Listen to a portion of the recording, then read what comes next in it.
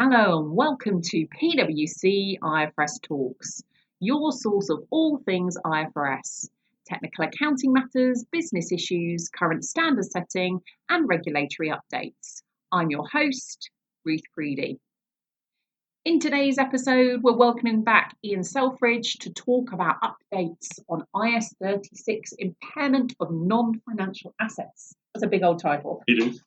I'll have to cut it down, I think, when we put it online. But welcome back, Ian. Impairment of stuff. How about that? Yeah, it's stuff that's not the financially type. That's right, yeah. Okay, so we've had a couple of podcasts already on IAS 36. We had one talking about some of the things that go wrong in cash flows. And then Dave joined us to talk about the basics of how the actual model works. And I think what we're going to focus on today is what's going on in the world. Like, is anything changing? Right. So it's the exciting stuff, what's going on at the board. So why the board is discussing IAS 36? Why has that come up? Well, so this has all really come out of the post-implementation review of IFRS 3, which is the business combination standard. And obviously one of the things that business combinations typically generate is goodwill, which is one of the assets on the balance sheet that IAS 36 worries about in terms of whether you can recover your value and whether they're impaired or not. So on the back of the findings from that post-implementation review, the ISB have kicked off a research project to look at whether they should be investigating and changing the way that we impair non-financial assets. Okay, perfect. So they didn't actually go out to look at IAS 36, it just came out of another project. It is, and a lot of it came out of a lot of the feedback from investors on IFRS 3 was, companies make business combinations, that's very good, and we can see the numbers, but we don't get enough information to help us understand why they made the acquisition, and then also how's it going after we bought it. Yeah, and why, if they overpay, they get to book an asset. I shouldn't say that. That's my own personal view. Yes, the cynics among us might say that goodwill is just the future impairment that you overpay for on day one. But to be fair, and to be, to follow the standard, clearly goodwill is supposed to be the unidentifiable stuff that has the inherent value in the business that you buy. So it's a funny debit that sits on the balance sheet. And that's why IAS 36 exists, to say, well, it's there, it's a bit funny, so that means we want you to test it every year. Yeah. And so there's two things that they've been looking at. One is the disclosures that come out of the business combinations and the fact that you've got goodwill. And why did you create it in the first place, and have you still got value for it? But then the second is in the mechanics of, well, now that we have to test goodwill and other intangibles, how do you go about doing that? And they've been looking at whether they can improve that in any way. Okay, so maybe just talk through some of that. What are sort of some of the high-level models they're considering? Right, so as a very brief reminder, IAS 36 has a higher of test. You look at two numbers to see if you've got a problem. So first of all, you identify the assets you're going to test. Typically, they're in a cash-generating unit, collection of assets. And so you've got a carrying value that's on your balance sheet, and you compare that against the fair value of that CGU, what you would get for it by selling it in the market, or its value in use, which are the cash flows that you would generate by using it in the business. So IAS 36 has this higher of test, fair value and value in use. Value in use gets a bit complicated in terms of actually trying to calculate it. It's a cash flow forecast, but the standard tells you that it's a pre-tax cash flow forecast. So you put all your pre-tax cash flows in, you work out a net present value, and you have your answer. The problem is that in the real world, it's very difficult to find a pre-tax discount rate for bringing all your cash flows back to net present value. So what in practice everybody does is they do a post-tax cash flow analysis, and then they have to make an adjustment to work out what the theoretical pre-tax information would be to get you the same answer. And one of the things they've been looking at is how do we simplify that value and use process that management have to go through. So one suggestion that they're looking at is saying, well, maybe we can make it easier for you by allowing you to use post-tax information, because we know everybody's doing that. And so it's a bit of a practical, pragmatic application.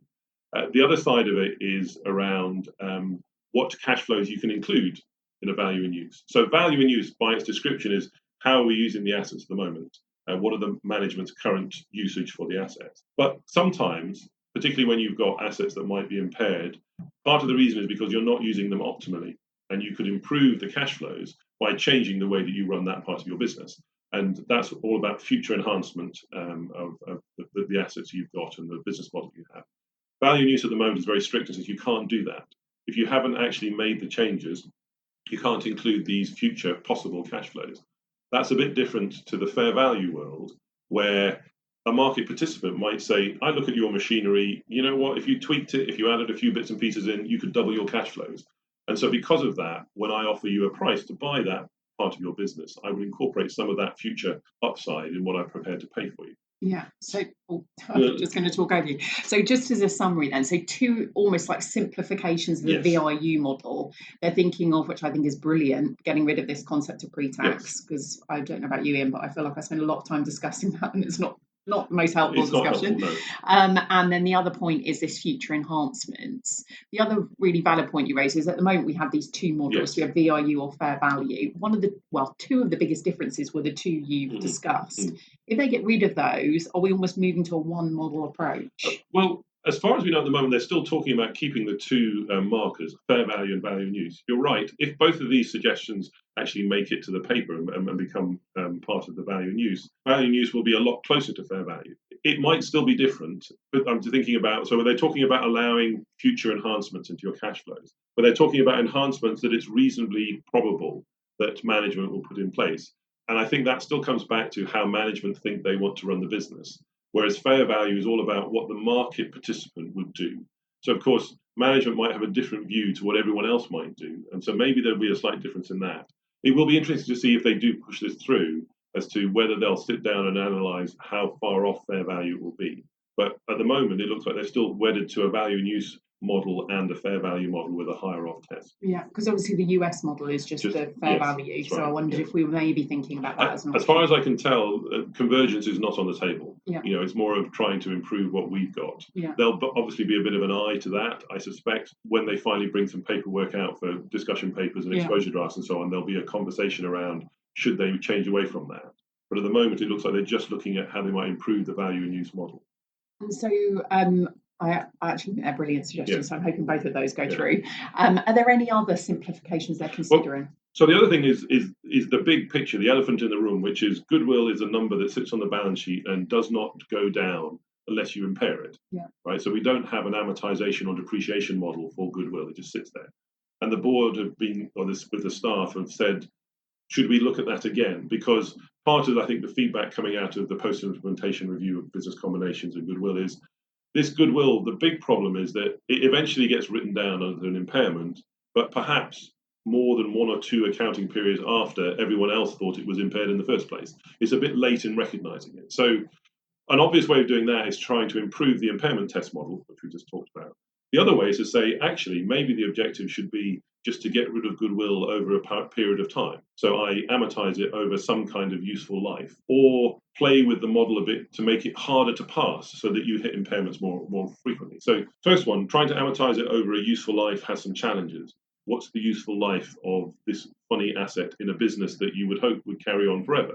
20 years. Well, that's right. And if you've come, various regulators around the world, as standard setters, have wrestled with this over the last 30 plus years. And some standard setters have had amortization models. Others, like the ISB, have gone for indefinite life. And it's very difficult to come up with anything that isn't arbitrary in terms of some kind of useful life. So that's a bit difficult. The other thing they've been looking at is trying to make the test a bit harder. Which is always a good thing. It's always a good thing. So one of the challenges and the concerns about the impairment model is that you buy a business and you acquire this new goodwill, this funny-looking asset you put on your balance sheet, but you've got an existing business that you've grown up over time. It's got inherent value that's not recognized on your balance sheet. Effectively internally generated goodwill. And the issue you have is the way the standard is written is that you don't test your goodwill balance that you just bought in isolation necessarily. You are allowed to combine that with other parts of your business if that's how management monitor it. And so there's a shield for this unrecognized goodwill. You've got cash flows that would support that, but they're not needing to support it because there's nothing on the balance sheet. So you've got all of your additional cash flows that you've already got at the moment that can help support this new goodwill. And investors and stakeholders don't like that. So the staff have been looking at, well, how do we bring in this unrecognized goodwill as part of our test? So someone described this to me as a weird headroom approach. I like someone, that was me. I was like, can you describe this weird headroom? So what the staff have said, well, actually, if we think and look at it as a big picture, perhaps what you should do is recognize in the testing the fact that you've got this unrecognized shield. So they were proposing a model that said on day one, you would measure all of your cash flows and all of your assets on the balance sheet and compare the two. And you'd come up with a headroom number that might well be almost entirely as a result of this unrecognized asset, which is good. But you'd set that as a benchmark. You've now got what they call a total headroom amount. And then next year, when you do your test, you do exactly the same thing. You work out the new total headroom. And they were suggesting that, well, if the new total headroom has gone down compared to last year, something's not right. And because something's not right, maybe we then should be looking at impairing it. And so from that perspective, what you would do is you would say, even if the acquired business doesn't look like it's the bit that's lost money, we would have a principle that said that reduction in total headroom gets written off the asset we recognise. Really coming back to how do we get rid of our asset quicker? Yeah.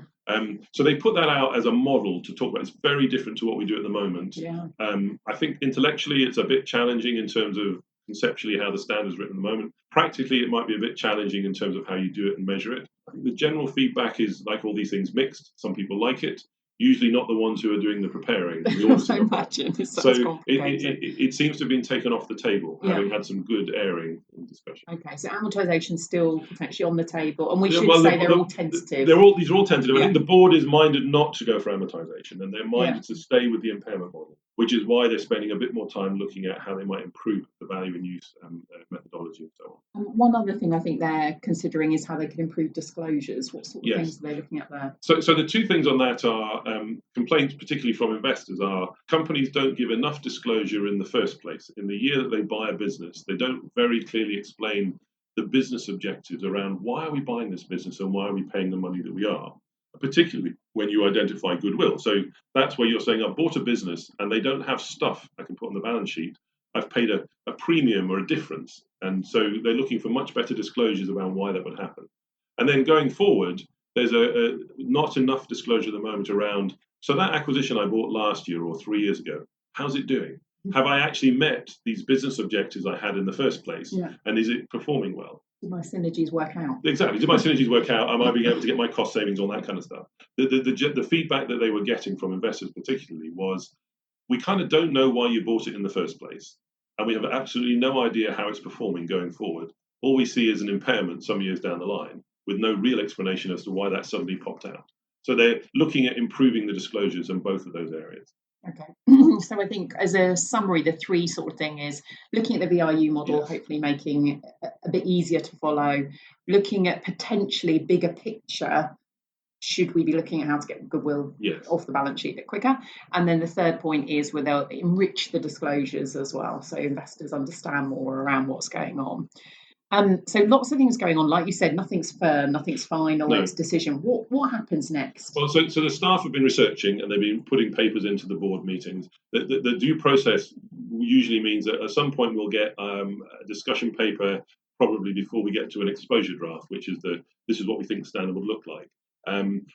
My sense is that the disclosure stuff and the improvements to the value and use model both feel like, in the context of the ISB, quick wins. Yeah. Quick is a nebulous word in there, for the ISB environment, but things that everyone seems that they should look good to do. The more knotty one is whether we get into the amortization or the big picture stuff. So, but process-wise, they need to issue probably a disclosure discussion paper, then an exposure draft. So that's 3 years away from becoming an accounting standard, I would think, and maybe another year on top of that before it's being effective.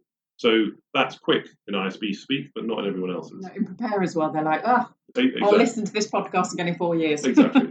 Right. But so very useful though, because I think it's always, when you're into, day-to-day life, you don't always keep on top of what's going on at the ISB. And this could be some big fundamental changes to the impairment model. So thank you very much for coming in today and sharing with us what's going on. We'll keep listeners updated. So if they do at some point need to write into an exposure draft, we'll let them know. And please come back soon to tell us more. Thanks, Ian. Thank you. Thanks, everyone, for listening. I've been your host, Ruth Preedy. Happy accounting. The preceding programme was brought to you by PricewaterhouseCoopers LLP. This content is for general information purposes and is not a substitute for consultation with professional advisors.